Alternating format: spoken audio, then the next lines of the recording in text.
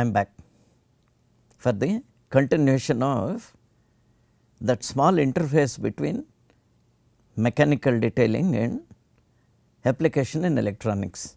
So, in the previous session I talked to you about how to make a very simple what you call enclosure. I do not know if it is still there, whether I can still open it. I started with a switch, then I graduated all the way to actually making a small equipment.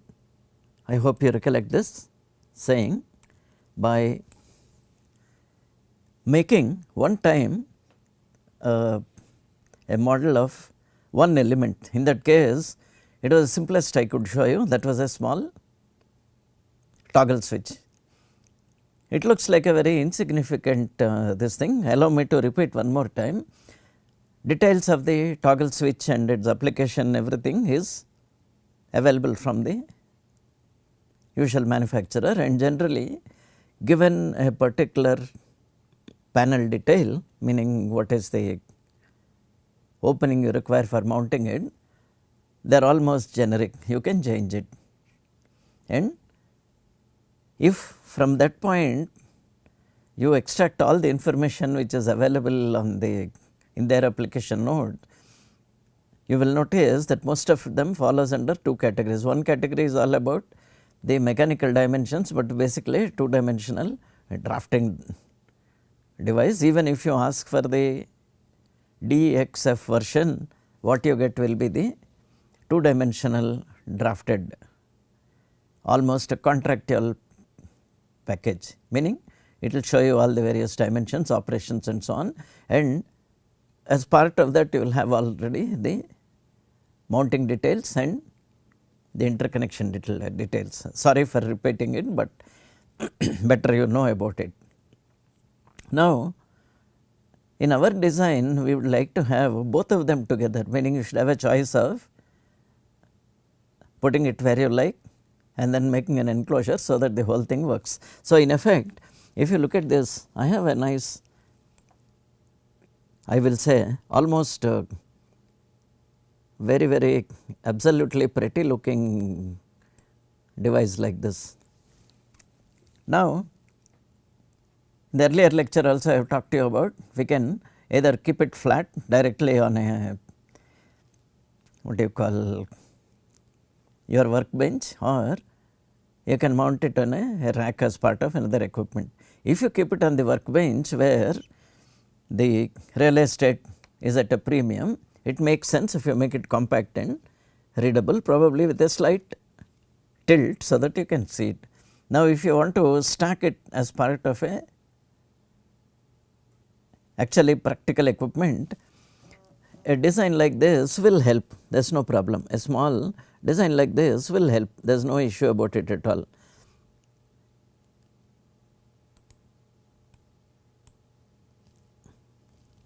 It is trying to render, because in this case you have two options. One option is saying you can now directly mount it as part of a rack, or you can make an equipment which can have other means of existence. One of them is it can be part of another equipment, and in this case just as an experiment I showed you a few switches, a few LEDs and a display here. Now, the next question is saying, if I want to create any of these detailing, it will be useful for me for quite some time. Now, come to the point of saying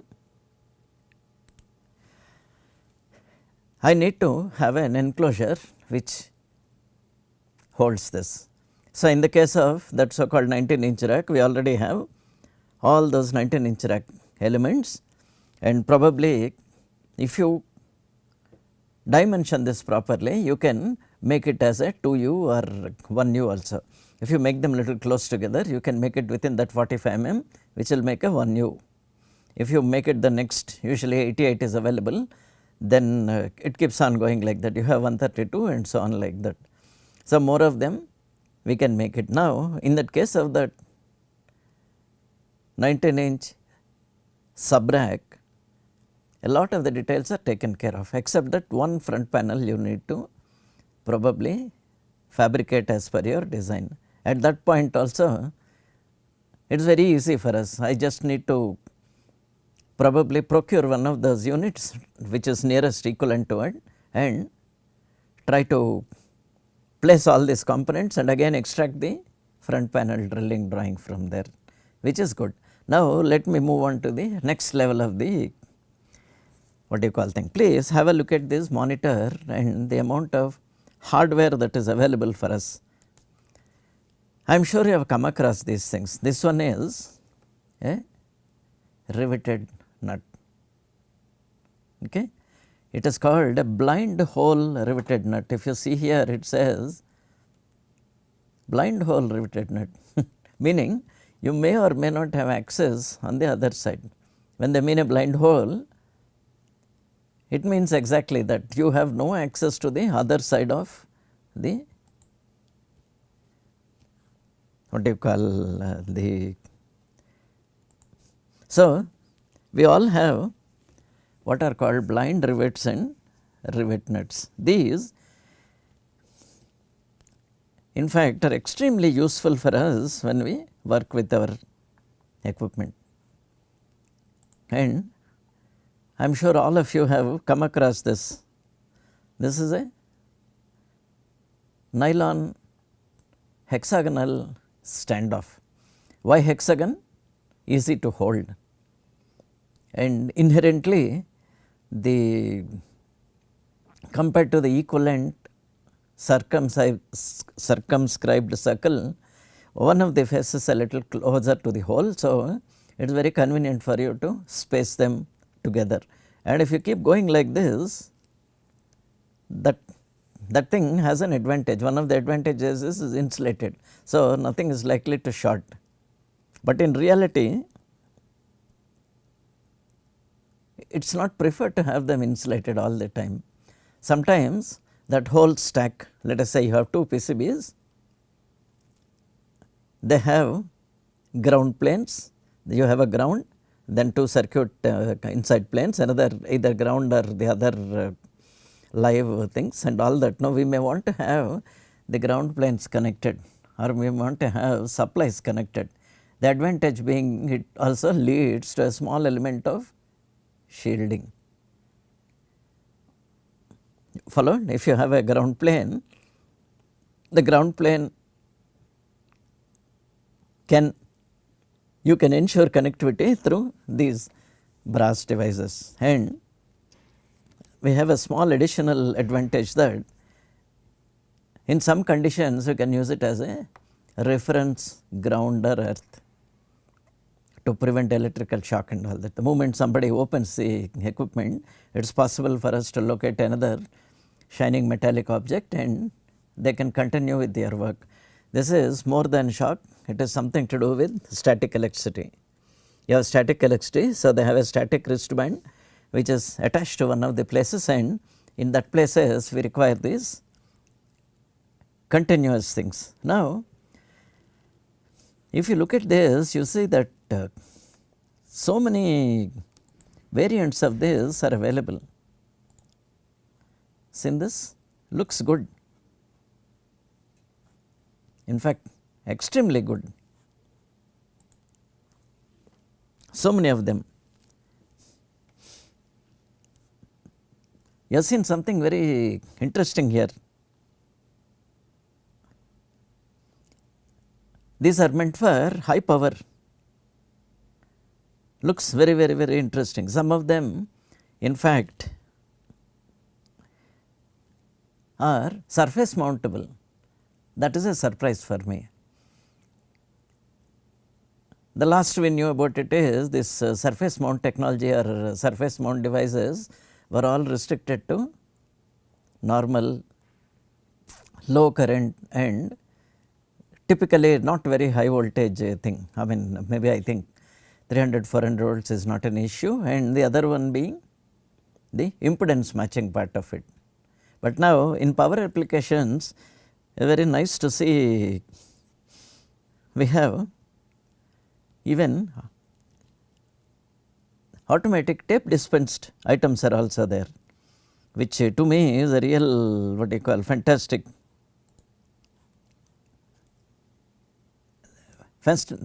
option that is available. So, I will just go back, leave you there, because the concentration you can easily get what you call carried away for this. Important thing being SMD power elements for high current applications and SMT terminal box, which is really tough. And you see here, even these are now, it looks like they are easily available with tape what do you call bonding or dispensing and all that. So, that two things were always have been a block, what do you call stumbling block for electronics tight packaging, especially in the case of power electronics. We have the problem of current carrying. Current carrying is real. There is nothing like an ideal connection anywhere. An ideal connection will typically have no voltage drop at all, no other this thing, and no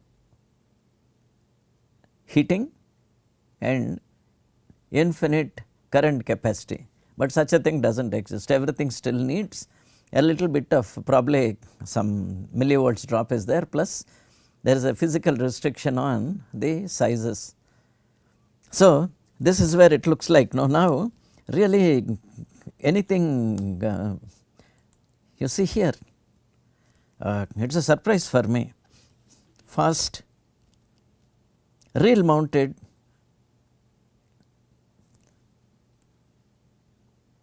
standoffs are available like this. So, it looks like equipment have been either it is modified or the things are available, by which if you specify these things they get mounted easily, and whenever you need to take connections, see here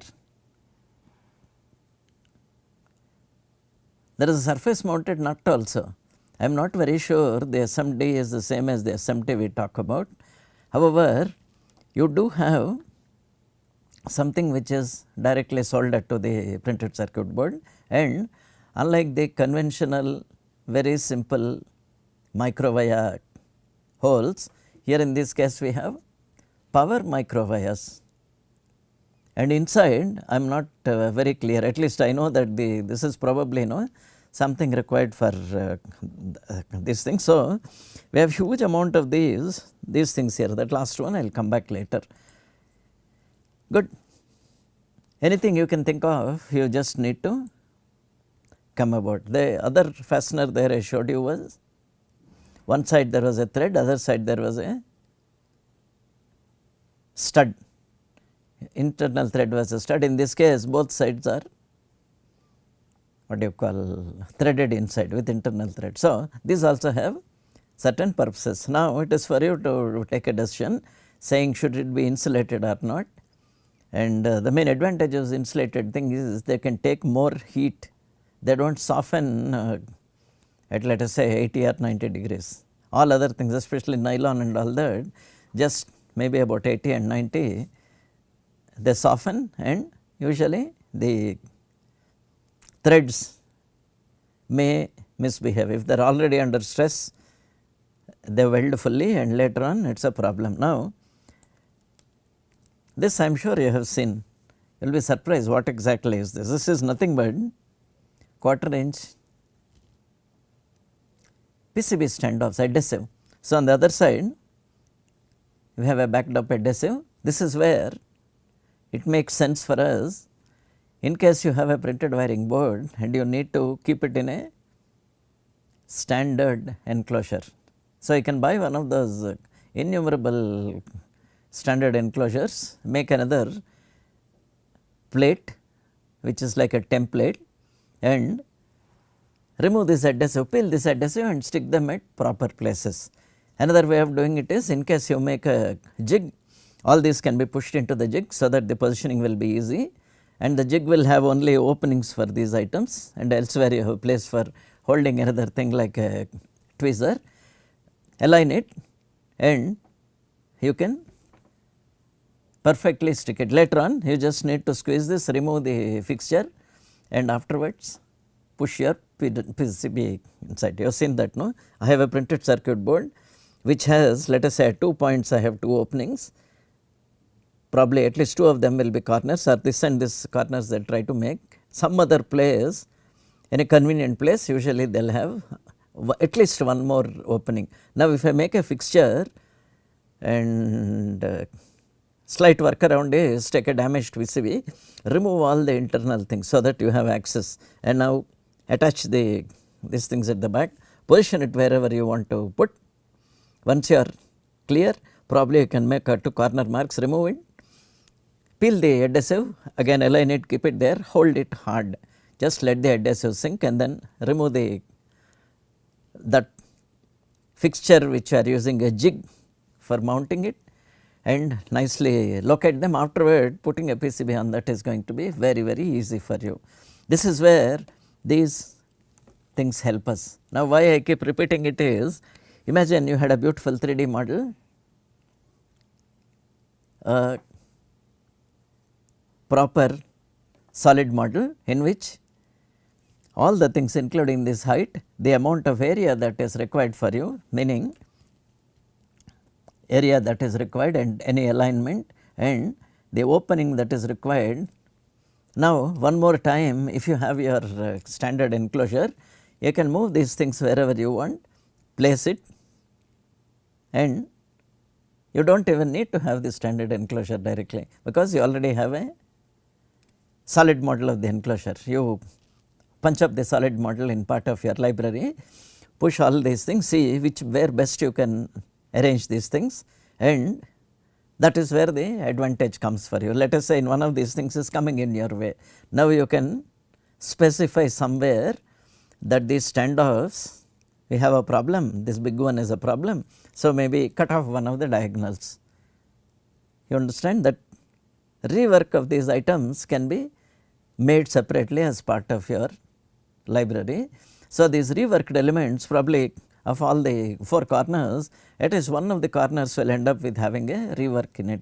Now if you have these library components, you need to pick them, put them all around in your standard enclosure, and now comes the thing, now start laying the PCB.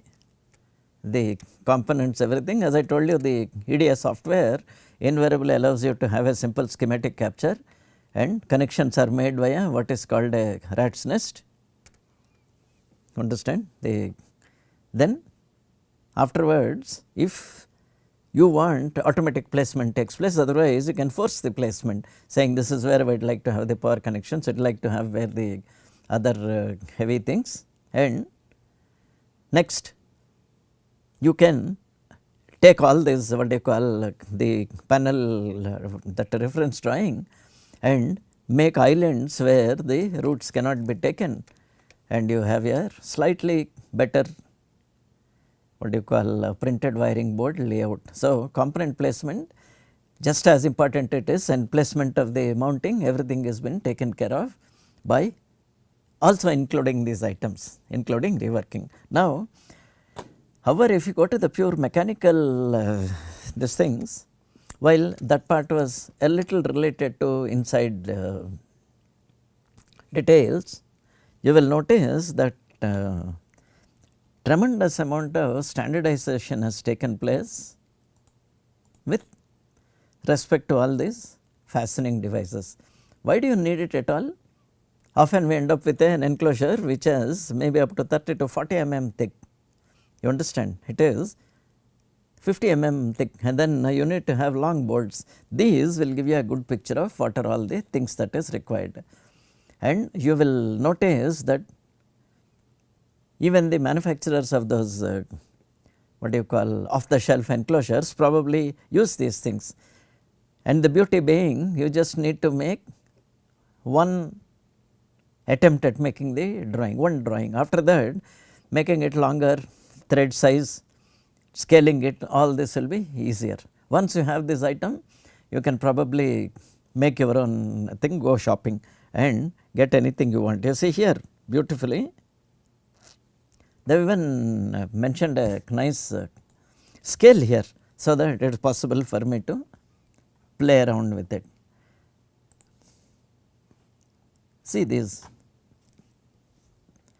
everything you can imagine is available there, including some very special items like this. These are all lock nuts. These lock nuts ensure that once you assemble it on a printed circuit board or part of your enclosure, this will be able to withstand all sorts of vibration, bumps and all that. And generally one of the first thing you will notice is electronics fail in mechanical because of mechanical failure and not because of electrical failure. Only on one common condition, in the case of thermal, it is possible that some of the devices fail. But in principle, as any chip which is mounted, there is no issue about it. 10 to 20 G it accepts very well. What breaks is the leads, what breaks is the mounting device. So, in fact, the amount of amount of expertise aerospace people have acquired is a lot related to how to ensure that mechanical resonances do not lead to failure in the electrical connections.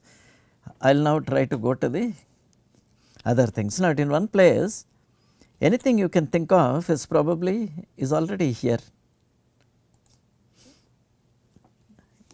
Real beauty, isn't it? There are some things which lock. Now, anything you can think of, and the beauty of it is all the dimensions are available. It is for you to make a first attempt and then try to make things, and you see here the small projection here. That projection ensures that once you push it inside, that if you put a printed circuit board inside, it is easy for you to, it will not come out on its own unless you press the small tab. This is the locking thing. Why I thought I will show you is, there are things which lock on both directions, there are things which lock on one face. So, in your assembly drawing, you can also give an indication saying this locking tab should only face one particular direction. Saying in case you have a component stuck here, if you have the locking tab there, it is going to damage it. So, you have to push it in one place or make enough place so that the locking tab can be conveniently pulled out. So, anything we can think of now, somebody has thought about it and gone to extreme lengths. So, in a way, I am happy. I am sure if you think about it, you too will probably be equally happy. So, we have the other one what I showed you has some other different type of thread. You understand, this one had a external thread, the other one has a internal thread. So, this has an internal thread and all the dimensions are given. One more time, if you notice, this part of it is probably about the same for both of the thing, only thing the small detail that is required here. In that case, in the other one, operating that nut may be a little problem. In this case, you can position it here first, and then after that on the other side you put any threaded fastener, and if we are lucky and you have enough arrangement for this contact arrangement, within around 60 degrees you can afford to realign it. So, anything, I am little happy that we have all these things. Now,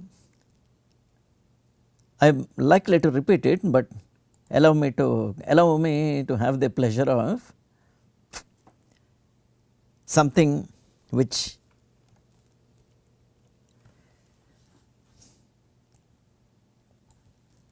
I as a mechanical engineer enjoy a lot.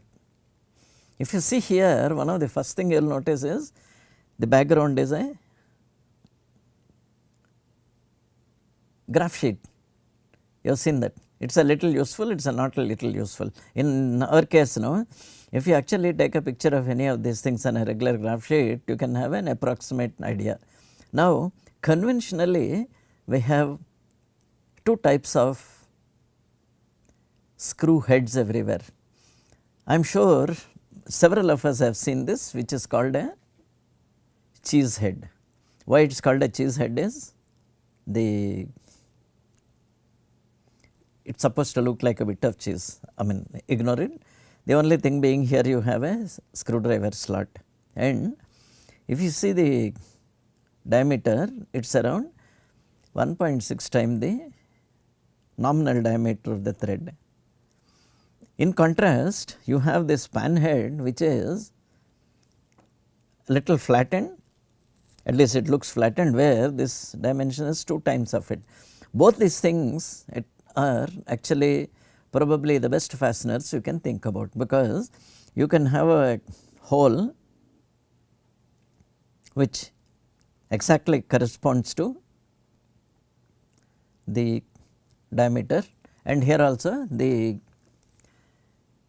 fabricators have standardized on the drill bits and all which they stock. So, for a 3 mm screw, by default a 3.2 mm drill bit is used. Follow, 3 to 3.2. Why the 3.2 used is it gives an accurate location. So, annually you have only around 0.1 chance of putting 0.1 mm adjustment. So, if you take I will take a standard PWD, I mean printed wiring board thing. Typically, what is called a 100 mm by 160 mm is a good starting point. That is instantly is called the single euro card. So, if you take 100 by 160, the diagonal you can calculate, it comes to, I think you can calculate a little over 200 mm. So, in 200 mm, this typically this 0.2 mm may or may not be sufficient. So, for locating purposes, usually they use a 0.2 mm hole. The other holes will all be 3.5 millimeters, which will allow us to align everything properly. And in reasonably good thing, and if the panel has been fabricated properly, these things fit perfectly. The rare cases where we need to have compatibility between two suppliers or anything, there will be in fact oblong openings, you understand. But the focus is trying to use a screw which is shown here. Have a look at this screw one more time. Now, we have a little problem about it, saying, sir, but on a front panel, if the screws are visible, we are in a mess, is it not? We do not want the screws there. That is how what is called the countersunk screw has come about. It looks like a godsend. You anywhere you want, you just drill you make it into a tapered hole and then push it inside. On one count, it is very, very good. On one count, it is very, very good, and typically in small workshops and where the drilling is perfectly done, countersunk to tapped hole, there is no issue at all. You understand, countersunk to tapped hole, there is no issue at all in case it is done perfectly. But you will notice that this countersunk locates the thing perfectly. Once you call this as a M3 countersunk screw, the diameter of 2D and the diameter of 1.75 and that angle of 45 degrees is fixed. So, when a screw sits in that, it sits without the slightest chance for error. So, on the other side, if you give one of these riveted nuts, if there is a small variation in that, coming back to that, I remember 100 by 160 PCB, if I just take everything 6 mm from the edge, so 160 minus 12, 148 mm will come in. 148 mm, even 0.1 mm a variation is there, a countersunk screw with a fixed riveted nut will not fit properly. That is the reason why these are preferred. In those cases, we cannot have riveted nuts, however, we require a floated nut which can take that little bit of variation, but invariably floated nuts require a very elaborate arrangement. So, you require what is called a cage nut. Cage nuts are slightly difficult, and added to that we have other problem is saying it is very difficult for us to put a screwdriver, normal screwdriver into this. Chances are it will get, it will scratch the surface. Hence, things like this raised countersunk has come. It has a little advantage. First of all, location is perfect and this depth is a little more. You have seen this, it is d by 2 plus another d by 4, that is 3/4 of diameter you have. So, in a, if it is a 4 mm screw, you have a 3 mm depth. In this case, you just have only very little depth here. So, in those cases, we have ended up with other screws which are countersunk, but have a some other way of arranging. So, large number of these variants are possible and it is now becoming almost customary in electronics that we do not use these things except in very large things like let us say an axle counter or something as part of your car, some sensor which is mounted in a very harsh environment. Such places we use these mechanical, these fasteners, and otherwise everything has come to those very fancy, large number of fancy screw heads. Some of them are made such that you cannot open them. So, if you go back to your attempt to hack or jailbreak a device, somewhere if you search on the internet, whatever the funny screws which the manufacturer has put in his mobile, a kit is available for you on how to open them, because corresponding screw head things will come. Some of the screw heads are made such that you can only tighten them, you cannot unlock them, and but the manufacturer does it in some other way. So, coming back to where I started, you need to make solid models of all these small fasteners, and in this case, in the solid model you can also add a note on this side saying what all you want to do, but the panel detailing and the gaps and all that, if they are also made on another layer, you just need to move any of these things. For example, if you want to put this here, you can just move it wherever you like and you can see the corresponding openings are already there, and this I feel is the interface which you and I can develop over a time. And then one more other thing is, it is a good learning experience. If any freshers come, they can also join and make all these things, and it does not matter what is the package you are using. Any package which you have access to, and you can probably download it and exchange these solid models across. And in principle, generally a solid model, the units that are used in the model in any CAD are not related to the actual print that is available, because there are all some dimensions. While you want to take a print out or while you want to dimension it from the screen, that is where these things will come. So, I am very happy that I have got a chance to talk about all these fantastic fasteners. It is never ending, and you see even in a simple thing like a screw like this, we have ended up with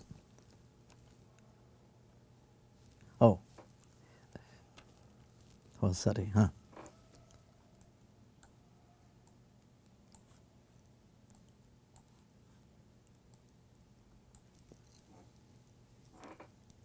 the detailing regarding the head, lot of work has been done. So, and at least wherever you are using, as I said, if you are making certain sensors and mounts and all that, you probably need to specify only such fasteners, and along with that a little more detail has been given saying there is a rounding off and these things, so that they enter easily, and somebody has worked tremendously to get all these drawings in place. And the drawing which they supply is first of all two things. One of all, it will allow you to make make your own model. Another is they are fully interchangeable across all other suppliers. So, you can just take a look at it. I have to stop here. The particular thing was just like what I had done it with the basic electromechanical components like switches, displays and all that. Pure mechanical components which are required for mounting your various items also need a similar type of thing, which is generally covered in probably in mechanical in regular assembly type software, where in fact bidirectional accessibility is there. You have two things which are put say 101.6 mm apart, which is something to do with inch conversion, 4 inches, and now instead we wanted to be really reasonably good, and you change it to 102 mm. I just need to change the dimension here and the things move, and it will check for any interferences there. So, thank you. I will continue on this theme, by which I will show you a box and then I will show you a cover on top of it. Probably I will show you the same front panel which can be fitted along with all the mechanical as well as the electrical specifications, except this is not going to be related with the electronics functionality. It is all about how the various details are, and then in the end we can extract all the information, make drawings including a development drawing with all the openings. That drawing can be directly stuck on a piece of any material you want, and you can drill it without having to do very elaborate close marking.